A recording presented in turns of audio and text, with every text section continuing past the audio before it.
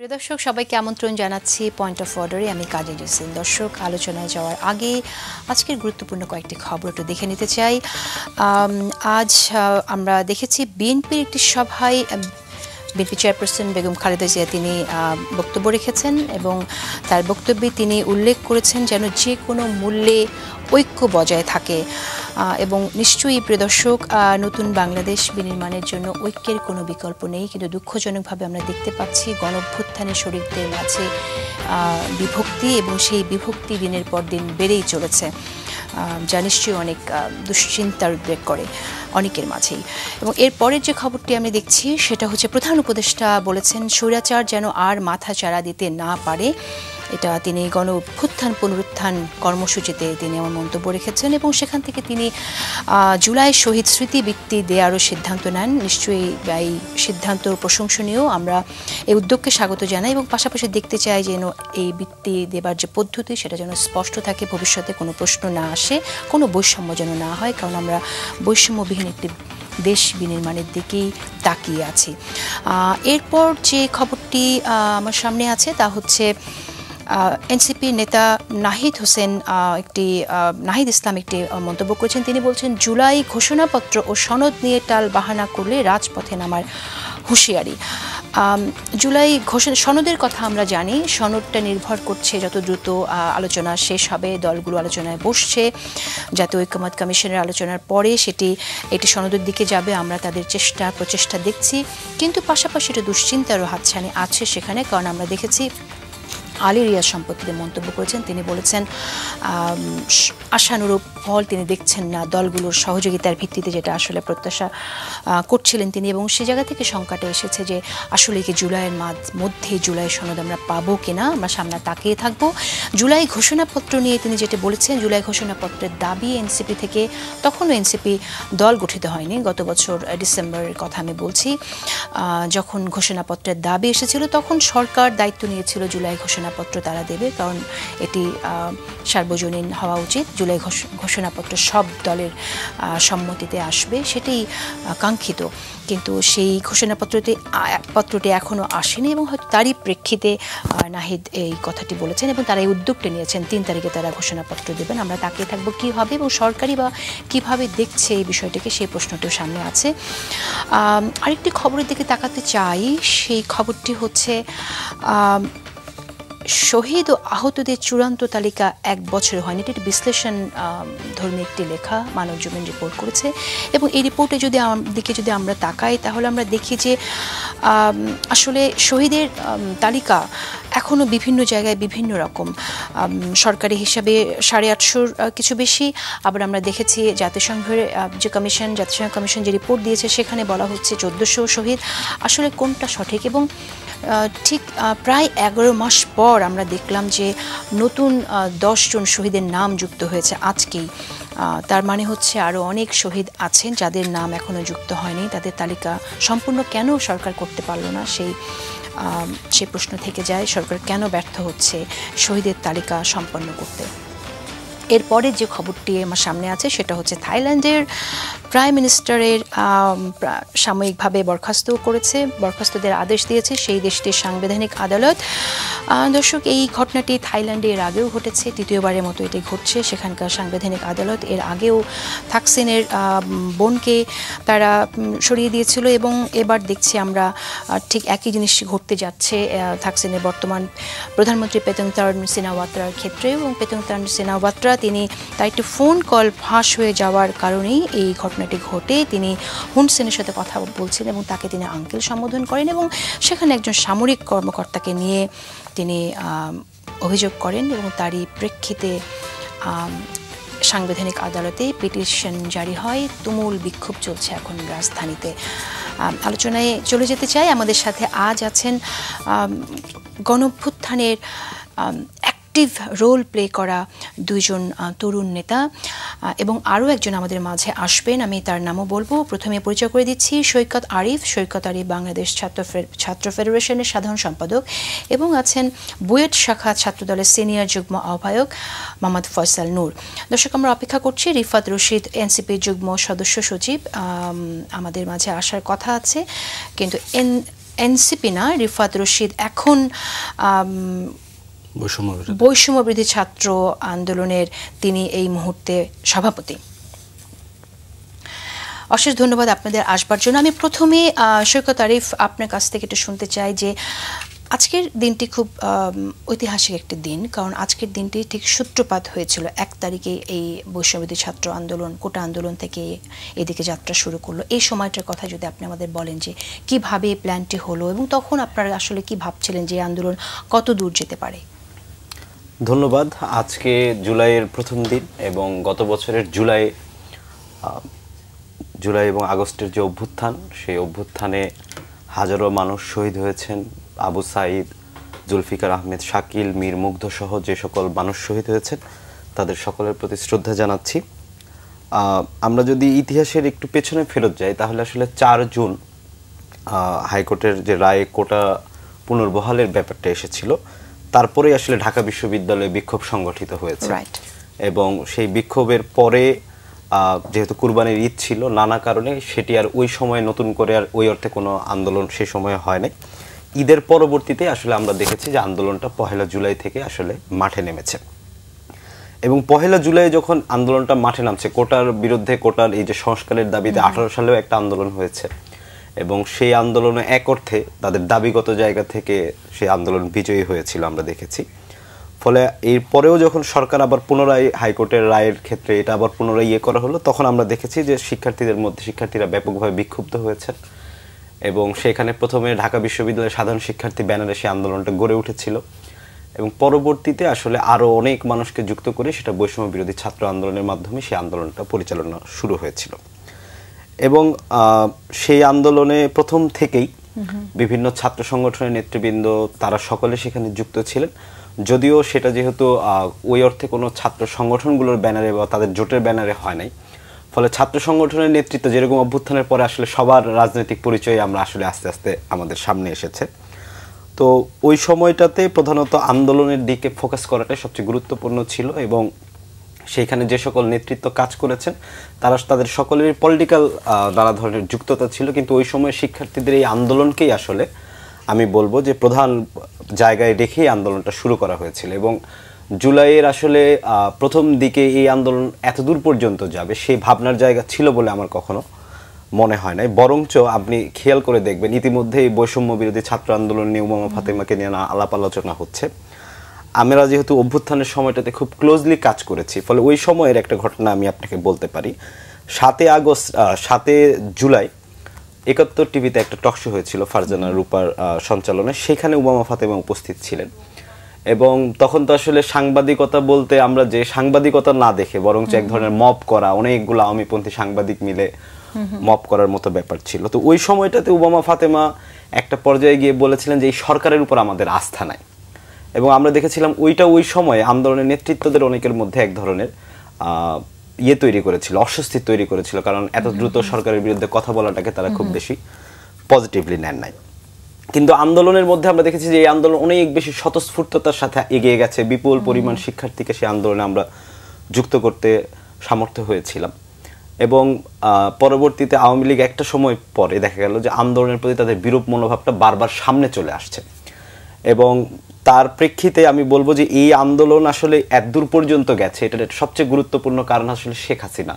তিনি এই আন্দোলনের উপর যে পরিমাণ নিপীড়ন নির্যাতন চালিয়ে দিয়েছেন তার প্রেক্ষিতে এই আন্দোলন আসলে এতদূর পর্যন্ত যেতে বাধ্য হয়েছে আমি বলবো, সেই জায়গাটা ছিল। এবং আন্দোলনের পর্যায়গুলো যদি আমরা দেখি যে এইখানে প্রধানমন্ত্রী যেই দিন মানে সাংবাদিকের প্রশ্নের উত্তরে যখন বললেন যে কোটা কারা পাবে বা পাবে না, রাজাকারের সন্তান রাজাকারের নাতিপুতিরা কেন পাবে, তো সেটার প্রতিবাদে আমরা দেখেছি যে সেই দিন রাত্রে ঢাকা বিশ্ববিদ্যালয়ের শিক্ষার্থীরা মাঠে নেমে এসেছেন, রাস্তায় নেমে এসেছেন, সেদিন রাত্রেবেলা সেই বিক্ষোভটা সংগঠিত হয়েছে এবং 15 তারিখে ঢাকা বিশ্ববিদ্যালয়ে যখন প্রথম হামলাটা হলো, আমরা তার আগ পর্যন্ত এই আন্দোলন তো সারা দেশে কাজ করছিল, কিন্তু আন্দোলন কিন্তু খুবই আমি বলবো যে শান্তিপূর্ণ ছিল। শিক্ষার্থীরা খুবই শান্তিপূর্ণভাবে তাদের কর্মসূচি পালন করেছে। সকল ছাত্র সংগঠনগুলো যেমন ছাত্র ফেডারেশন 9 জুন, আমরা তার মানে হচ্ছে জুলাইয়ের আগের মাসে 9 জুন আমরা একটা ছাত্র সমাবেশ করেছিলাম কোটার এই যে সংস্কারের দাবিতে এবং তারপরে ওই সমাবেশ থেকে আমরা ঘোষণা দিয়েছিলাম যে ছাত্র ফেডারেশনের সকল স্তরের নেতাকর্মীরা এই কোটা আন্দোলনের মধ্যে যুক্ত হবে এবং এই আন্দোলনকে সংগঠিত করতে কাজ করবে। ফলে দেখেন যে 15 তারিখে যখন এই ঢাকা বিশ্ববিদ্যালয়ের প্রথম হামলাটা হলো এবং 15 তারিখ রাতের বেলায় জাহাঙ্গীরনগর বিশ্ববিদ্যালয়ে আমরা দেখলাম যে শিক্ষার্থীদের উপর ছাত্রলীগের কি ভয়াবহ নির্যাতন, শিক্ষার্থী এবং ছাত্রলীগ এবং পুলিশের, এবং পরের দিনের বিক্ষোভে আবু সাঈদ আসলে এই যে তার যে জীবনকে উৎসর্গ করলেন, এটাই আসলে মানুষের মধ্যে ওই লক্ষ্যগত জায়গা তৈরি করেছে। কিন্তু ওয়াসিমও নিহত হয়েছে, হ্যাঁ, চট্টগ্রামে। কিন্তু চট্টগ্রামের পরিস্থিতি এত খারাপ ছিল, আমি ওয়াসিমের প্রতিও শ্রদ্ধা জানাই, চট্টগ্রামের পরিস্থিতি এতটা খারাপ ছিল যে ওই খবর আসতেও আসলে অনেক বেশি দেরি হয়েছে। তো আবু সাঈদের ঘটনাটা যেহেতু সারা দেশে ছড়িয়ে পড়েছিল এবং সারা দেশের মানুষকে এটা ভয়াবহভাবে বিক্ষুব্ধ করেছে, এবং তারপর দিন থেকেই তো কার্যত ভয়াবহ ক্র্যাকডাউন শুরু হয়ে গেছে বাংলাদেশের সমস্ত মানুষের যে কোনো ধরনের বিরোধিতা আন্দোলনের উপর সরকার যে ভয়াবহ ম্যাস কিলিং চালিয়েছে, তার প্রেক্ষিতে আসলে সরকারের মানুষের দিক থেকে আওয়ামী লীগের ফালাই দেওয়া ছাড়া আর কোনো রাজনৈতিক সিদ্ধান্ত নেওয়ার মতো অবস্থায় মানুষ ছিলেন না। এবং আমি মনে করি যে এই যে বাস্তবতা শেখ হাসিনা তৈরি করেছিলেন, তার প্রেক্ষিতে এই আন্দোলন আসলে এক দফার আন্দোলনে পরিণত হয়েছিল। রাইট, আসবো সৈকত আরিফ আপনার কাছে। ফয়সাল নূর, আপনি তো ওই সময়টাতে প্রাইভেট ইউনিভার্সিটির স্টুডেন্টদের সাথে যোগাযোগ করেন এবং তাদের সংগঠিত করে বসুন্ধরা এলাকায় যে তারা রাস্তায় নেমে আসে সে কাজটি করেন। এটা একটা ঐতিহাসিক কাজ আমি বলবো, কারণ প্রাইভেট ইউনিভার্সিটির স্টুডেন্টদের এর আগে আমরা কখনো এরকম দায়িত্ব পালন করতে ছোট পরিসরেও আমরা দেখিনি কোনো আন্দোলনে, জাতীয় কোনো ইস্যুতে এসে আন্দোলন করছে। তো এই কাজটা আপনি কিভাবে করলেন? আচ্ছা, আমি আপনাকে একটু কারেক্ট করে দিতে চাই শুরুতে। আমি বলবো যে আপনার মিস ইনফরমেশন আছে যে প্রাইভেট ইউনিভার্সিটি কখনো আগে আন্দোলন করেনি। প্রাইভেট ইউনিভার্সিটি কিন্তু 2018, আমি বলি একটু 2018 সালে প্রথম যদি বলি হচ্ছে যে নিরাপদ সড়ক আন্দোলনে কিন্তু প্রাইভেট ইউনিভার্সিটির প্রচন্ড ভূমিকা ছিল। এবং আমি আরো মনে করাই দিতে চাই যে ওই সময় বসুন্ধরা যে যমুনা গেটটা, ওইটাও কিন্তু ওই সময় বন্ধ করে রাখা হয়েছিল, ব্লকেট করে রাখা হয়েছিল 18-তে নিরাপদ সড়ক আন্দোলনে।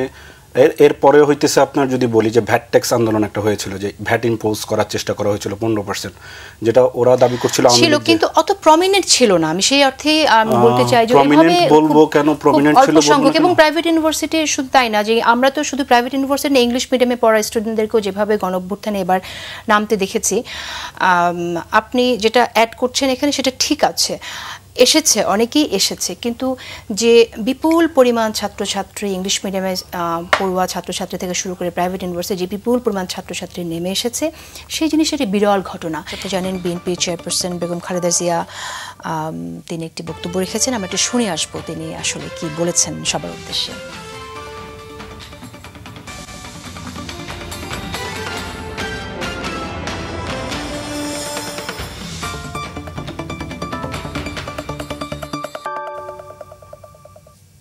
দীর্ঘ 16 বছর ফ্যাসিস্টদের নির্মম অত্যাচার, নির্যাতন, গ্রেফতার, হত্যা, খুনের মাধ্যমে গণতন্ত্রকে ধ্বংস করে এবং এক দলীয় শাসন ব্যবস্থা চিরস্থায়ী করতে চেয়েছিল আওয়ামী শাসক গোষ্ঠী। ছাত্র জনতার সম্মিলিত অভ্যুত্থানের মধ্যে দিয়ে ফ্যাসিবাদদের পতন ঘটেছে, সুযোগ সৃষ্টি হয়েছে নতুন করে বাংলাদেশকে গড়বার। এই আন্দোলনে যারা শহীদ হয়েছেন তাদের জানাচ্ছি আন্তরিক শ্রদ্ধা, আহতদের সমবেদনা। তাদের এই আত্মত্যাগ জাতি চিরকাল মনে রাখবে। গুম, খুন, বিচার বহির্ভূত হত্যার শিকার যারা হয়েছেন তাদের তালিকা প্রস্তুত করতে হবে। দ্রুত বিচারের ব্যবস্থা ও রাষ্ট্রীয় স্বীকৃতি নিশ্চিত করতে হবে। প্রতিটি পরিবারের সম্মানজনক পুনর্বাসন ও নিরাপদ ভবিষ্যৎ নিশ্চিত করতে হবে। প্রিয় দেশবাসী, আমাদের সামনে যে সুযোগ সৃষ্টি হয়েছে নতুন করে গণতান্ত্রিক ব্যবস্থাকে প্রাতিষ্ঠানিক রূপ দেওয়ার, তা আমাদের দ্রুত সম্পন্ন করতে হবে। কর্মসংস্থান সৃষ্টি করতে হবে, জনগণের নিরাপত্তা নিশ্চিত করতে হবে। সর্বোপরি বাংলাদেশের স্বাধীনতা সার্বভৌমত্বকে রক্ষা করতে হবে যে কোনো মূল্যে। বীরের এই রক্তস্রোত, মায়ের অশ্রুধারা যেন বৃথা না যায় তা নিশ্চিত করতে হবে। ঐক্য বজায় রাখতে হবে। আসুন আমরা সবাই মিলে শহীদ জিয়ার স্বপ্নকে বাস্তবায়িত করি কোটি মানুষের নতুন বাংলাদেশের নির্মাণের স্বপ্নকে। আমি সৈকত আরিফ আপনার কাছে প্রথমে আসি। আমরা তো দেখছি যে একটি বেগম জিয়া এখানে যে ঐক্যের কথা বললেন, যদি ঐক্যের প্রসঙ্গে কথা বলি, আমরা তো দেখলাম যে মারাত্মক রকম বিভাজন আমরা দেখতে পাচ্ছি গণঅভ্যুত্থানের পরবর্তী সময়ে। এই বিভাজনটা আসলে এতটা প্রকটভাবে কেন সামনে আসলো? আমি যদি সাম্প্রতিক সময়ের বৈষম্যবিরোধী ছাত্র সংগঠন থেকে উমামাকে কেন্দ্র করে যে বিভাজন শুরু হয়েছে, যে ধরনের মন্তব্য সামনে আসছে এবং উমামার যে চলে যাওয়া, সেই বিষয়টি নিয়েও আমি একটু জানতে চাই যে আসলে কি বার্তা দেয় এটা আমাদের। এটার জন্য আমার একটু পেছনে যেতে হবে। আমি আশা করি আপনাকে আমাকে একটু সময় দেবেন। সেটা হচ্ছে যে 5 আগস্টের যে ঘটনাটা বলছিলাম, যে 5 আগস্টে যখন আমরা খবর পেলাম যে শেখ হাসিনা পালিয়ে গেছে, ওটা আসলে খুব একটা মিশ্র অনুভূতি। এই লড়াইয়ে আমরা আমাদের প্রিয়জন হারিয়েছি, প্রচুর মানুষ হতাহত হয়েছেন, ফলে সেটার কষ্ট যেমন আমাদের ছিল, আবার আমরা যে লড়াইটা করেছি সেই লড়াইয়ে আমরা প্রাথমিক বিজয় অর্জন করেছি, সেটার খুশিও আমাদের মধ্যে নিশ্চিতভাবে ছিল। এবং একই সাথে আমাদের দায়িত্বের অনুভূতিটাও ছিল, বিশেষত যারা ছাত্র আন্দোলনের সাথে যুক্ত ছিলেন তাদের মধ্যে সেই দায়িত্বের বোধটা ছিল। তো পরবর্তীতে বৈষম্য বিরোধী ছাত্র আন্দোলনে যেহেতু সকল ছাত্র সংগঠনের নেতাকর্মীরাও কাজ করেছেন এবং এই প্ল্যাটফর্মটা দিয়েই যেহেতু অভ্যুত্থান সংগঠিত হয়েছে, আমরা তখন হচ্ছে যে পরবর্তীতে 12ই আগস্ট প্রথম ঢাকা বিশ্ববিদ্যালয়ের টিএসসিতে একটা মিটিং হয়েছিল বৈষম্য বিরোধী ছাত্র আন্দোলনের। এটাই প্রথম ফর্মাল মিটিং। অভ্যুত্থানের সময়কালীন মানে জুন জুলাইয়ের মধ্যে, বিশেষত 15 পরে তো আর এইভাবে বৈঠক করার মতো পরিস্থিতিতে আমরা কেউই ছিলাম না। তো 12 আগস্টের যে প্রথম বৈঠক, সেই বৈঠকে এখন এনসিপির যে প্রধান নাহিদ ইসলাম এবং আরেকজন যে উপদেষ্টা এখন আসিফ মাহমুদ সজীব ভুইয়া এবং মাহফুজ আলম, তারা উপস্থিত ছিলেন এবং সেইখানে অভ্যুত্থানে যুক্ত হওয়া সকল ছাত্র সংগঠনের নেতাকর্মীরাই উপস্থিত ছিলেন। এবং আমরা তখন বলেছিলাম যে এই যে বৈষম্য বিরোধী ছাত্র আন্দোলনের যে ব্যানার, সেই ব্যানার কতদিন থাকবে, এই প্রস্তাবনা এই নেতৃত্বদের দিক থেকে ছাত্র সংগঠনগুলোর সামনে এসেছিল। এবং তৎকালীন যে বাস্তব রাজনৈতিক পরিস্থিতি, সেই পরিস্থিতি থেকে আমরা বলেছিলাম যে এটা আরো 2-3 সপ্তাহ এক্সটেন্ড করা যেতে পারে, কারণ আন্দোলনের সময় বৈষম্য বিরোধী ছাত্র আন্দোলনের ব্যানার বিষয়ে একটা প্রশ্ন ছিল যে আন্দোলনের পরে এই ব্যানারকে আর চালানো হবে না। তো ওই সময় যেহেতু এই বাস্তব পরিস্থিতিটা ছিল এইটার বিষয়, এবং আমরা তখন বলেছিলাম যে একটা অভ্যুত্থান যে সংগঠিত হয়েছে, এখন দেখা যাচ্ছে আজকে দেখবেন যে নাহিদ ইসলাম প্রথম আলো সাক্ষাৎকারে খুব স্পষ্টভাবে বলেছেন যে এই অভ্যুত্থানের আকাঙ্ক্ষা এক একজনের কাছে এক এক রকম। এইটা কিন্তু আমরা 12ই আগস্টের মিটিংয়ে বলেছিলাম যে এই যে একটা অভ্যুত্থান সংগঠিত হয়েছে, এই অভ্যুত্থানে বিভিন্ন রাজনৈতিক পক্ষ বিভিন্ন কারণে এসে এখানে যুক্ত হয়েছেন, কিন্তু আমরা যেহেতু ছাত্র নেতৃবৃন্দের নেতৃত্বে এই অভ্যুত্থানটা সংগঠিত হয়েছে, তাহলে আমরা অন্তত ঐক্যমত্যের জায়গায় বৈষম্যের ব্যানারে আসতে পারি কিনা, এই অভ্যুত্থানের একটা লক্ষ্যগত ঐক্য আমরা তৈরি করতে পারি কিনা, যে অভ্যুত্থানের আকাঙ্ক্ষা কি এবং আমরা কি অর্জন করতে চাই। 12ই আগস্টের বৈঠকে এই জন্য আমরা প্রস্তাব করেছিলাম যে প্রতি মাসে অন্তত 2টা করে মিটিং হবে এবং এই ছাত্র সংগঠনগুলোর সকলের মতামতের ভিত্তিতে এটি পরিচালিত হবে। দ্বিতীয়ত বলি, এরপরে বৈষম্য 2 মাসে আর আমাদের সাথে কোনো বৈঠক করে নাই। 26 নভেম্বর যখন আসলে ওই যে ঢাকায় বিভিন্ন কলেজগুলোর মধ্যে সংঘর্ষ বাঁধলো, তখন 26 নভেম্বর বৈষম্য বিরোধী ছাত্র আন্দোলন আমাদেরকে একটি বৈঠক ডেকেছিলেন। সেই বৈঠকে আজকের যে আলোচক আসেন, রিফাত রশিদ, উমামা ফাতেমা সকলেই উপস্থিত ছিলেন। সেই বৈঠকে আমরা আবারও এই প্রস্তাবনা দিয়েছিলাম যে আমরা একটা ছাত্র সংহতি সপ্তাহ পালন করব এবং এর পরবর্তীতে আমরা আসলে একটা জাতীয় ছাত্র কাউন্সিল, যেটা এই অভ্যুত্থানের ঐক্য রক্ষায় কাজ করবে, সেটা করার প্রস্তাব করেছিলাম। এবং বৈষম্যের সেই মিটিংয়ে সেই সিদ্ধান্ত নেওয়া হয়েছিল। পরবর্তী 1 সপ্তাহ পালন শেষে বলা হয়েছিল যে সেটার গঠনকালীন প্রক্রিয়ার দিকে আমরা যাব, কিন্তু 1 সপ্তাহ পরে তখন আমাদেরকে না জানিয়ে প্রধান উপদেষ্টার কার্যালয়ে ছাত্র প্রতিনিধি আকারে শুধুমাত্র বৈষম্যের নেতৃত্বরা গিয়ে উপস্থিত হয়েছিলেন। এবং সেটা আসলে ছাত্র সংগঠনগুলো আমাদেরকে না জানিয়ে এইটা করাতে এবং শুধুমাত্র বৈষম্যের নেতৃত্বরা যেভাবে ছাত্র নেতৃত্ব আকারে নিজেদেরকে জাহির করেছেন, এটার ফলে কিন্তু ছাত্রদের ওই ঐক্যটা ভেঙে গেছে। এবং এর পরবর্তীতে 28 ছাত্র সংগঠন, ছাত্রদল, ছাত্র ফেডারেশন সহ অভ্যুত্থানে সক্রিয় আরও ছাত্র সংগঠনগুলো আমরা একটা বৈঠক করেছিলাম 5 ডিসেম্বর, এবং সেই বৈঠকে আমরা বলেছিলাম যে এই ঐক্যটা যে ভেঙে যাচ্ছে এবং এই ঐক্য যদি ভেঙে যায় তাহলে এখানে অভ্যুত্থানের যে জনগণের যে আকাঙ্ক্ষা বাস্তবায়ন সেটা নানা রকমভাবে হুমকির মুখে পড়বে। এবং আমরা তখন বলেছিলাম যে এই ঐক্য যাতে কোনোভাবে না ভাঙে সেই জন্য বাস্তব উদ্যোগ নেয়ার। তার প্রেক্ষিতে 5 ডিসেম্বর উপদেষ্টা মাহফুজ আলম বলেছিলেন যে সরকার ছাত্র সংগঠনগুলোর সাথে বৈঠক করবে, কিন্তু ছাত্র সংগঠনগুলোকে যদি এই বৈঠকে ডাকা হয় তাহলে তারা তাদের রাজনীতিটাকে এই অভ্যুত্থানের আকাঙ্ক্ষা হিসেবে যে চাপাতে চাচ্ছেন সেই জায়গাটা দুর্বল হয় দেখে কিন্তু তারা বাকিদেরকে এখান থেকে সাইড করেছেন। এবং অভ্যুত্থানের মঞ্চের ব্যাপারে আমি বৈষম্যের মঞ্চের ব্যাপারে বলি যে বৈষম্য বিরোধী ছাত্র আন্দোলনের মঞ্চে বিভিন্ন ছাত্র সংগঠনের নেতাকর্মীরা আন্দোলন করেছেন। এই ছাত্র সংগঠনে ঢাকা বিশ্ববিদ্যালয়, বিশেষত উমামা, আমাদের সীমা আরমান, আমাদের নারায়ণগঞ্জ, বরিশাল, টাঙ্গাইল, যশোরে আমাদের নেতাকর্মীরা প্রধানতম ভূমিকা এখানে অবতীর্ণ হয়েছেন। এবং তারা কিন্তু হঠাৎ করে অভ্যুত্থানের পরে একটা নতুন নিয়ম করলেন যে ছাত্র সংগঠনের সাথে যুক্ত আর কেউ বৈষম্য বিরোধী ছাত্র আন্দোলনে প্ল্যাটফর্মে থাকতে পারবেন না। কারণ কি? কারণ আকারে এখানে পলিটিক্যাল যে আসতেছে, যে কারণ হচ্ছে বৈষম্য বিরোধী ছাত্র আন্দোলনের পুরো ব্যানারটাকেই তারা আসলে নিজেদের রাজনীতির কাজে ব্যবহার করতে চেয়েছেন। এবং এই অভ্যুত্থানের ঐক্যের ভাঙার যে প্রাথমিক কাজ সেটা কিন্তু আসলে ওইখানেই হয়েছে, কারণ এই অভ্যুত্থানের গুরুত্বপূর্ণ শক্তি আকারে ছাত্ররা ছিল। এবং আমরা যদি এই অভ্যুত্থানের আকাঙ্ক্ষাগত জায়গা ঠিক করতে পারতাম তাহলে বরং আমরা এখানে বাকি অপরাপর যে রাজনৈতিক পক্ষ তাদের উপর এক ধরনের চাপ তৈরি করে অভ্যুত্থানের এখানে যে গণতান্ত্রিক, সেখানে আপনাদের মত রাখার কতটুকু সুযোগ ছিল? না, ওইটাই বললাম যে মত রাখার সুযোগ ছিল না। যতখানি আমরা মত রাখছিলাম সেটাকেও তারা নানা রকম ভাবে ইগনোর করেছেন। এবং শেষমেশ হয়েছে কি যে বৈষম্য বিরোধী ছাত্র আন্দোলন থেকে সবাইকে বের করে দেওয়া হয়েছে। এবং সর্বশেষ উমামা বৈষম্য বিরোধী ছাত্র আন্দোলন থেকে বের হয়ে যাওয়ার পরে তার অনেক অভিজ্ঞতার কথা এখানে বলেছে। এই অভিজ্ঞতা হয়তোবা উমামা দীর্ঘ সময়ের মধ্য দিয়ে গিয়েছে, কিন্তু এই অভিজ্ঞতার মধ্যে দিয়ে কিন্তু আমরাও গিয়েছি। ছাত্র সংগঠনের নেতৃবৃন্দ আমরা যারা বৈষম্যের মধ্যে কাজ করেছি, তাদের এই অগণতান্ত্রিক ফ্যাসিস্ট আচরণ এটা কিন্তু আমরাও এর মধ্যে দিয়ে গেছি। একটা ফ্যাসিস্টকে পতনের পর, মানে এই ঘটনাটি ঘটিয়ে ফেলার পর এই ফ্যাসিজমকে আপনারা মোকাবেলা করতে পারলেন না, কেন প্রতিবাদ জানালেন না? না, আমরা প্রতিবাদ জানিয়েছি তো। ওই যে বললাম যে 5 ডিসেম্বরে একটা একটা অভ্যুত্থানের মঞ্চে আমরা সকলে যুক্ত ছিলাম। সেই মঞ্চ থেকে আমরা প্রতিবাদ জানিয়ে সেই মঞ্চে আর মিটিংয়ে যায় নাই, সেই মঞ্চের ডাকে আমরা আর কখনো সাড়া দেই নাই। এবং এইটা পরবর্তীতে কি হলো যে এই মঞ্চটাকে তারা নানা রকম ভাবে কুক্ষিগত করলেন। এবং সর্বশেষ উদাহরণ আমি বলি যে সর্বশেষ যে উমামা চলে গেলেন, এরপরে রিফাত রশিদ যে তিনি দায়িত্ব নিলেন বা আরো অনেকে যখন দায়িত্ব নিচ্ছেন, এইটা তো খুব গুরুত্বপূর্ণ যে বৈষম্য বিরোধী ছাত্র আন্দোলন একটা অভ্যুত্থানের প্ল্যাটফর্ম ছিল। সেই অভ্যুত্থানের প্ল্যাটফর্মকে নিষ্ক্রিয় করার ব্যাপারে এর আগেও ছাত্র সংগঠনগুলোর সাথে আলাপ হয়েছে। অভ্যুত্থানের অনেক মাস পরে এসে নাহিদও সেই কথা বলেছেন।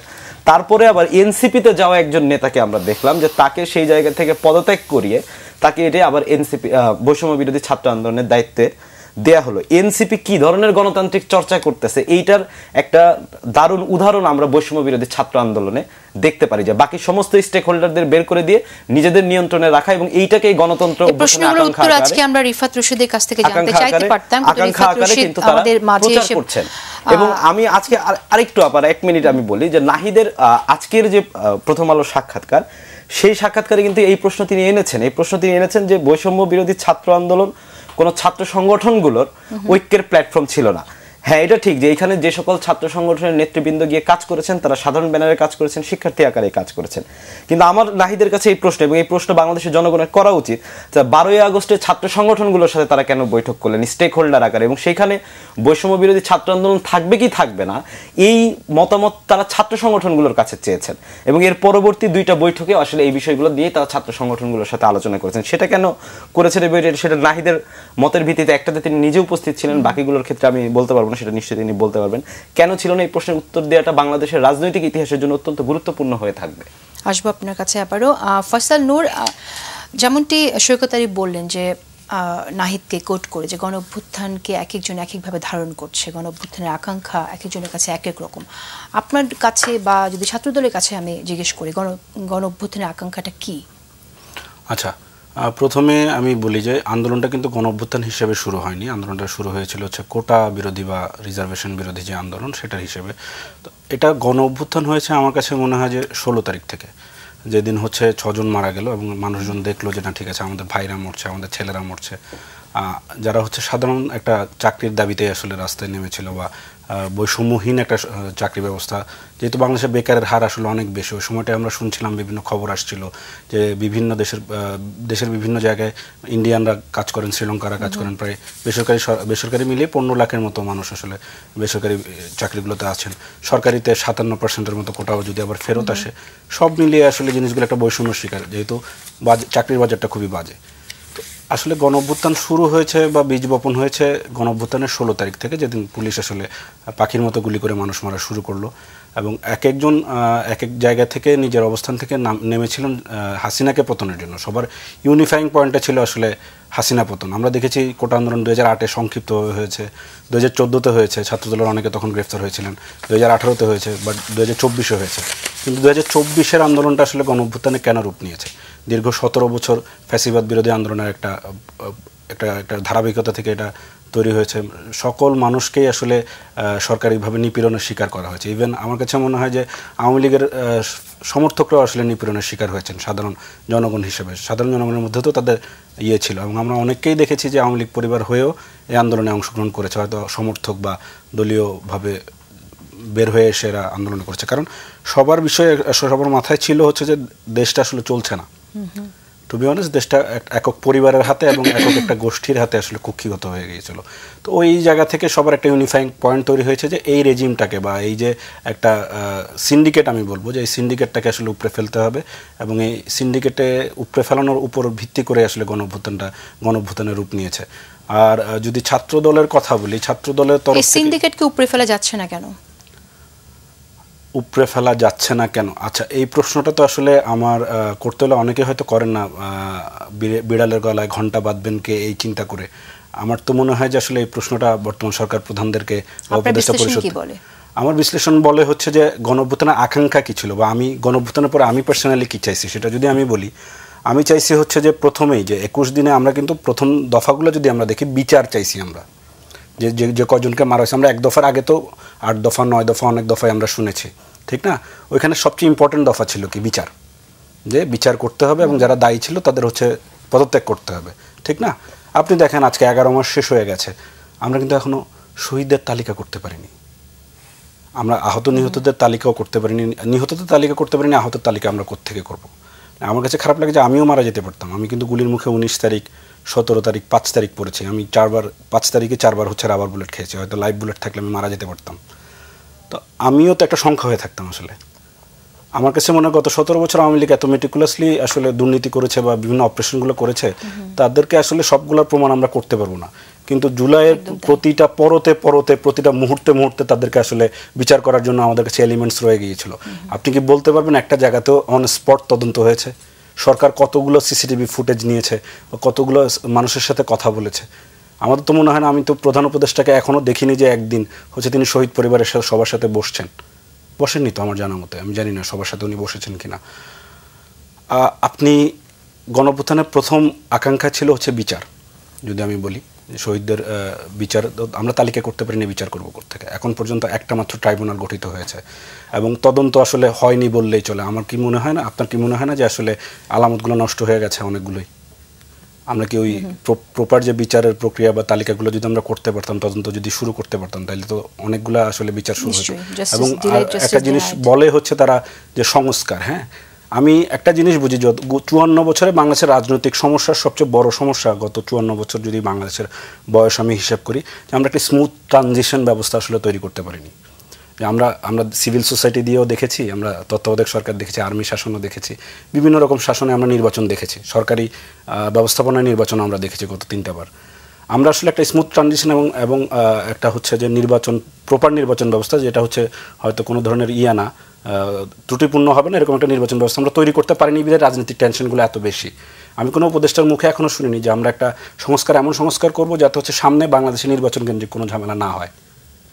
না, কিন্তু সরকার তো সংস্কারের জন্য উদ্যোগ নিচ্ছে এবং সেখান থেকে তো আপনার যে দল, সেই দল থেকে অনেকগুলো সংস্কার রাজি হচ্ছে না, সেই অভিযোগও আসছে। আমি সেটা একটা কথা বলি, আপনি আলোচনা করছেন কিন্তু কিসের জন্য? আলোচনা করছেন ঐক্যমত্যে আসার জন্য। আপনি অনেকগুলো প্রস্তাব আসবে, সবই তো আসলে গ্রহণযোগ্য হবে না সবার কাছে স্বাভাবিকভাবে। এই জন্যই তো ঐক্যমত্য কমিশন, যে কোনটা আলোচনার ভিত্তিতে আমরা এক একটা জিনিস আলোচনা করে আমরা বের করব। কিন্তু এটা তো অবশ্য সত্য, এই ব্যাপারে সবাই একমত হবেন যে একটা প্রপার নির্বাচন ব্যবস্থা আমাদের দরকার, যেটাতে কেউ রিট করতে পারবে না, যেটা হইতেছে একটা স্মুথ ট্রানজিশন ব্যবস্থা থাকবে, এবং একজন সরকার শেষ করে তার টেনিউর শেষ করে অপর সরকারের কাছে, নির্বাচিত সরকারের কাছে সুন্দরভাবে রাজনৈতিক ক্ষমতাটা ছেড়ে দিবে। এটা যদি ঠিক হয়ে যায়, আমার কাছে মনে হয় যে বাংলাদেশের 80% রাজনৈতিক সমস্যার সমাধান। সৈকত আরিফ, এই যে সংস্কার নিয়ে কথা হচ্ছে, আমরা যেরকম একটি বাংলাদেশের স্বপ্ন দেখছি, আপনি কতটুকু আশাবাদী আসলে এই সংস্কারের মধ্য দিয়ে যেভাবে এগোচ্ছে? না, একটা বিষয় হচ্ছে যে হাসিনার বিরুদ্ধে এই যে জনগণের যে উত্থান বা যেটাকে আমরা অভ্যুত্থান বলছি, সেটা হলো কেন? কারণটা হচ্ছে যে হাসিনা এখানে 15 বছর ধরে বাংলাদেশের মানুষের উপর যে পরিমাণ নিপীড়ন নির্যাতন করেছে, সেটাকে কেন্দ্র করে মানুষের ক্ষোভ ছিল, এবং একটা গণ অভ্যুত্থান যেটা করে যে মানুষের এই ক্ষোভকে রাজনৈতিকভাবে সে ভাষা দেয়। ফলে আমাদের এইখানে যে সংস্কার এবং নতুন রাজনৈতিক বন্দোবস্তের যে আলাপটা উঠছে, এইটা কিন্তু দেখবেন যে এইখানে ফ্যাসিবাদের বিরুদ্ধে যে রাজনৈতিক দলগুলো আন্দোলন করছিল, তাদের দীর্ঘ রাজনৈতিক আন্দোলনের ধারাবাহিকতা, যে এখানে এই রাষ্ট্রটাকে আর এই পরিস্থিতিতে রেখে এই রাষ্ট্রটা চলতে পারবে না, ফলে এইটার নানা ধরনের সংস্কার করতে হবে, এখানে ক্ষমতা কাঠামোর পরিবর্তনগুলো করা দরকার। একই সাথে এখানকার যে প্রান্তিক জনগোষ্ঠী, তাদের কাছে রাষ্ট্র কি হিসেবে উপস্থিত হবে, এটা অত্যন্ত গুরুত্বপূর্ণ প্রশ্ন। বাংলাদেশে আমরা যারা বিভিন্ন সময় এই আলাপ আলোচনাগুলো, বিশেষত রাষ্ট্র নিয়ে আলাপ আলোচনা করতে গেলে আমরা শুনি যে আচ্ছা, শিক্ষিত মানুষ, বিশ্ববিদ্যালয়ের শিক্ষক, ছাত্র, তাদের মতামতগুলো আমাদের কাছে প্রধান মতামত আকারে সামনে আসে। কিন্তু একটা রাষ্ট্র যখন অনেক বেশি ফ্যাসিস্ট হয়ে ওঠে, এটার সবচেয়ে বড় নিপীড়নের ভূমিকা, সবচেয়ে বেশি নিপীড়িত কে হয়? সবচেয়ে বেশি নিপীড়িত হয় গরিব মানুষেরা। আপনি দেখবেন যে গত 15-16 বছরে ফ্যাসিবাদের সময়ে আমাদের উপরে অনেক নিপীড়ন হয়েছে, কিন্তু আমরা তো ঢাকা বিশ্ববিদ্যালয়ে মিছিল মিটিং করতে পারছি, ফেসবুকে হাসিনাকে গালাইতে পারছি, স্ট্যাটাস দিতে পারছি। কিন্তু দেখবেন যে লোকটা জান দিয়ে দেয়, আশুলিয়ায় যে শ্রমিকটা জীবন দিয়ে দিছে, ও কিন্তু ওইখানে ওর মজুরির প্রশ্নের কথাটাও বলতে পারে নাই। কারণ ওইখানগুলোতে আওয়ামী লীগের পান্ডারা ইভেন চায়ের দোকানে সন্ধ্যার পর থেকে আড্ডা বসায় এবং তাদেরকে ভয় দেখায়। তো ফলে তার কাছে কিন্তু এই রাষ্ট্রটা আসলে আবার নতুন করে যদি তার সামনে হাজির হয়, এইটা তার কাছে অ্যাকসেপ্টেবল হবে না, এবং সেটার জন্য সে জীবনও দেয় না। ফলে তার কাছে আমাদেরকে এমনভাবে উপস্থিত করানো দরকার, এই রাষ্ট্রের এমন একটা গুণগত রূপান্তর আমাদের দরকার, যাতে এই রাষ্ট্রটা তার অধিকার নিয়েও কথা বলতে পারে, তার অধিকারটা নিশ্চিত করতে পারে। এবং অভ্যুত্থানের আকাঙ্ক্ষার জায়গাটা আমি মনে করি মানুষের কাছে এটা হয়তো সকল মানুষ বলতেও পারবে না যে এখানে নতুন রাজনৈতিক বন্দোবস্ত ব্যাপারটা কীরকম, বা সকল মানুষকে আসলে নাগরিক আকারে আমরা কিভাবে মর্যাদা দিতে পারি, কিন্তু সে তার জীবনকে দিয়ে প্রতিদিন এটা অনুভব করে। যে কারণে আপনি দেখবেন যে এই অভ্যুত্থানে ছাত্র নেতৃবৃন্দ অনেক গুরুত্বপূর্ণ ভূমিকা রেখেছে, বিশ্ববিদ্যালয়, স্কুল কলেজের শিক্ষার্থীরা অনেক গুরুত্বপূর্ণ ভূমিকা রেখেছে, কিন্তু সবচেয়ে গুরুত্বপূর্ণ বা শক্তিশালী প্রতিরোধগুলো গড়ে উঠেছে কোন জায়গাগুলোতে? যে জায়গাগুলোতে আসলে ঢাকার সবচেয়ে গরিব মানুষেরা বাস করেন। কারণটা হচ্ছে যে এই যে ফ্যাসিবাদী রাষ্ট্রের যে কাঠামো শেখ হাসিনা তৈরি করেছিলেন, এটার সবচেয়ে নিপীড়িত অংশ এবং যার জীবনে সে প্রতিদিন এটা অনুভব করছে, সেটা হচ্ছে এই শ্রমজীবী মানুষেরা। ফলে এই মানুষদের অধিকারের প্রশ্নগুলো আমার মনে হয় যে সামনে আসা উচিত, তাদের নাগরিক অধিকারের প্রশ্নগুলো সামনে আসা উচিত।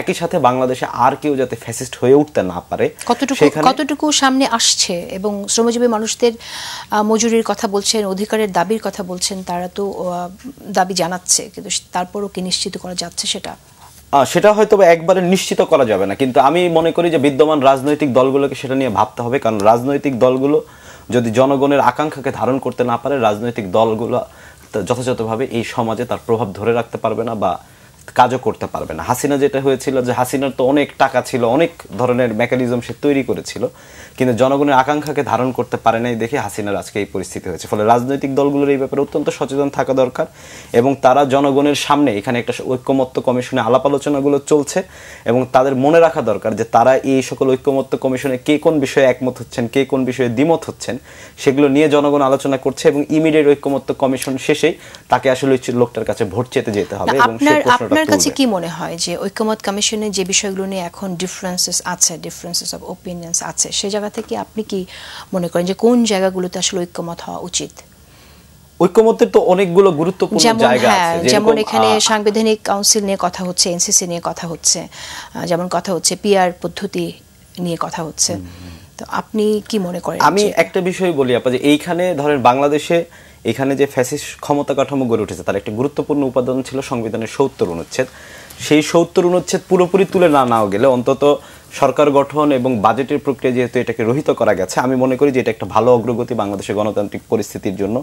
পিআর সিস্টেমে আমরা রাজনৈতিক দলগুলোকে দেখেছি যে উচ্চ কক্ষের ব্যাপারে তারা এই বিষয়ে একমত হয়েছে, নিম্ন কক্ষের বিষয়ে এখনো কোনো রাজনৈতিক দল একমত হয় না। যদিও নিম্ন কক্ষে মানে এইখানে দীর্ঘ 15 বছর ধরে এখানে যে শাসন চলেছে এবং তারপরে আমরা একটা ডেমোক্রেটিক ট্রানজিশন পয়েন্টে গেছি, সেই সময় আসলে সমস্ত এক্সপেরিমেন্ট করার মতো অবস্থাতেও আমরা নাই।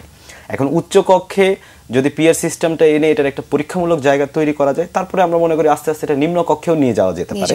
কিন্তু এইবারই দুইটা কক্ষে আনলে আমার মনে হয় যে এটা হিতে বিপরীত হতে পারে। সেটা নিয়ে আমাদের বিজ্ঞ রাজনৈতিক নেতৃত্বরা নিশ্চয়ই আরো আলোচনা করবেন। আরেকটা বিষয়ে বলেছিলেন আপা, আরেকটা কোন একটা বিষয়, এনসিসির ব্যাপারটা, সেটা হচ্ছে এনসিসির তো সাম্প্রতিক সময়ে নামটা পরিবর্তন হয়েছে সম্ভবত, যে কিন্তু এনসিসি যদি আমরা এই বিষয়ে ঐক্যমত্য হইতে পারি, এটা বাংলাদেশের গুরুত্বপূর্ণ রাজনৈতিক অর্জন হবে বলে আমরা মনে করি। কারণ সংবিধানে যে পদগুলো, নির্বাচন কমিশন বলে, দুদক চেয়ারম্যান বলে, মানে এই ধরনের সাংবিধানিক পদগুলোতে যদি আমরা ঐক্যমত্যের ভিত্তিতে নিয়োগগুলো দিতে পারি, এবং এটা মনে করছি, আমি মনে করি এটা বাংলাদেশের জন্য পজিটিভ হবে। ধন্যবাদ।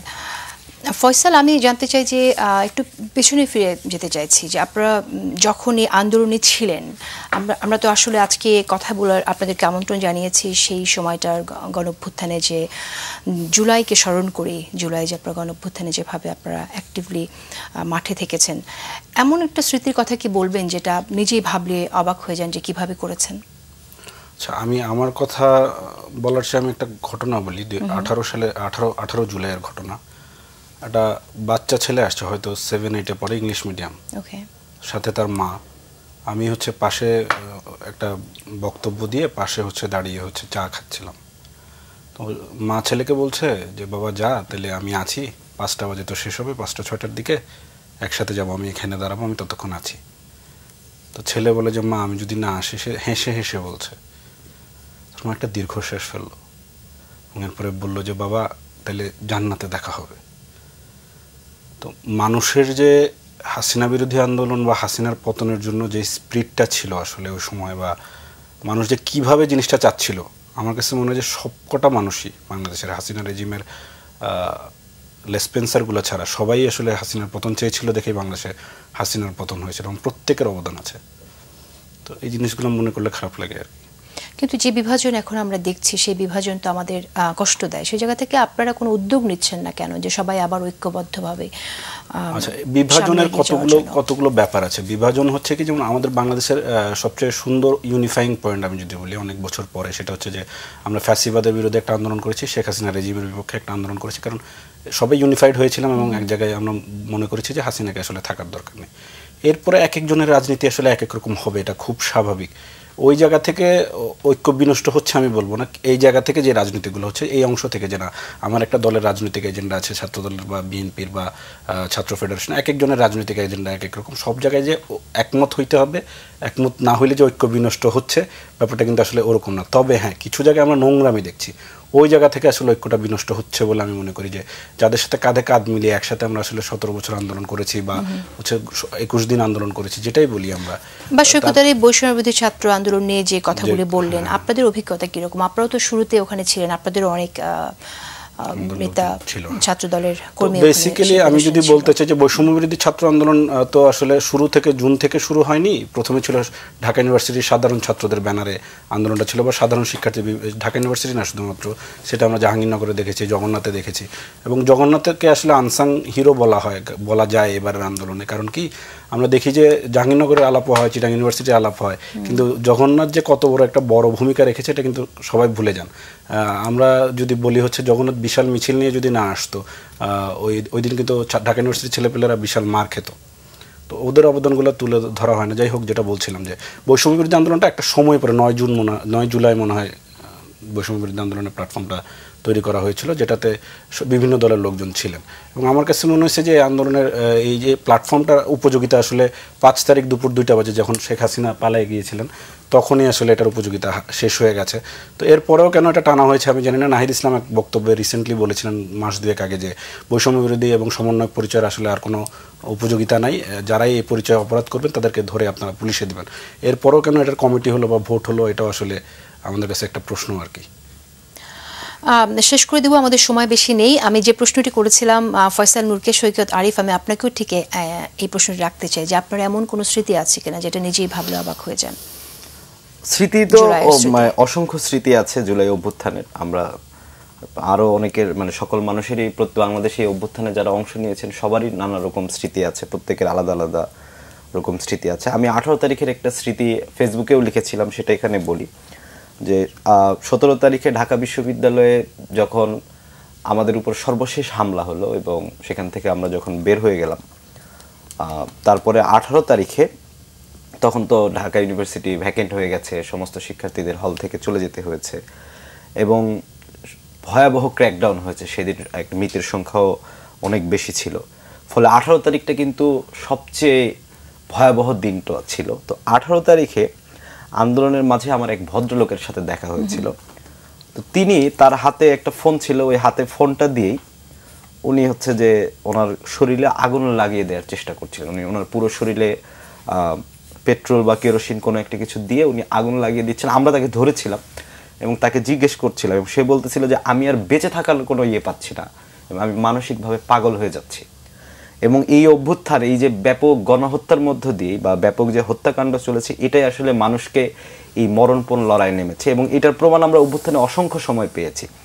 আমার মিরপুরের একটা ভিডিওর কথা মনে পড়েছে যেটা আমি আসলে মোবাইলে দেখেছি। মিরপুরে একটা মেয়ে, তাকে জিজ্ঞেস করা হয়েছিল যে অভ্যুত্থানে সে কেন নেমেছে। তো সে বারবার বলছিল যে আমি এসএসসি পাশ করি নাই, এইচএসসি কোনো রকমে ফেল করব পাশ করব আমি জানি না, কিন্তু আমি ঘুমাইতে পারতেছি না, এই যে মানুষকে মারছে আমি ঘুমাইতে পারতেছি না, এই জন্য আমি রাস্তায় আসছি। ফলে মানুষ কিন্তু সামগ্রিকভাবে এই অভ্যুত্থানের আমি বলবো একটা দুর্বলতর জায়গা ছিল যে আপনি দেখবেন যে ছাত্র আন্দোলন যে দফাগুলো হাজির করেছিল সেই দফাগুলোর মধ্যে কিন্তু বাংলাদেশের বিপুল পরিমাণ মানুষের দাবি দাওয়াগুলো ছিল না। যে এই যে লক্ষ লক্ষ শ্রমিক রাস্তায় নেমে পড়েছে, দরিদ্র মানুষেরা নেমে পড়েছে, তার জন্য কি এই অভ্যুত্থানের কোনো দফায় আপনি দেখবেন যে তার স্বার্থের কোনো দাবি আছে? ছিল না। কিন্তু এই যে ব্যাপক নিপীড়ন, নির্যাতন এবং হত্যাই তাকে ওই মিছিলে আসতে বাধ্য করেছে। ফলে সেই শহীদদের জন্য আমাদের শ্রদ্ধা থাকবে এবং সেই শহীদরা যে আকাঙ্ক্ষার জীবন দিয়েছেন সেই আকাঙ্ক্ষা বাস্তবায়নে এখানে রাজনৈতিক সকল পক্ষ, রাজনৈতিক দল, ছাত্র সংগঠন, তারা সকল কিছু ভুলে আবারও ঐক্যবদ্ধ হওয়ার চেষ্টা করবে, এটা আমরা প্রত্যাশা করি। আমরা নিজেরা সে চেষ্টা করব এবং অভ্যুত্থানের প্রতি আমরা যাতে সকলে দায় অনুভব করি, আমাদের সকল রাজনৈতিক পক্ষ দায় অনুভব করে, সেটা সবচেয়ে গুরুত্বপূর্ণ। শেষ করে দেব, আপনি যদি কিছু বলতে চান ফয়সাল, 30 সেকেন্ডস। আমি আসলে ওনার সাথে একমত যে জাতীয় জীবনে যে আসলে গুরুত্বপূর্ণ যে বিষয়গুলো এবং হচ্ছে যে সকল মানুষ, শ্রেণী পেশার মানুষ আসলে নেমেছে, তাদের সকলের অধিকার যাতে আসলে সমুন্নত থাকে, এটা নিয়ে সকল রাজনৈতিক পক্ষ আসলে ঐক্যবদ্ধ থাকবে এবং কাজ করে যাবে, যার যার রাজনৈতিক এজেন্ডা বেঁধে রেখে। এটাই আমি আশা করছি।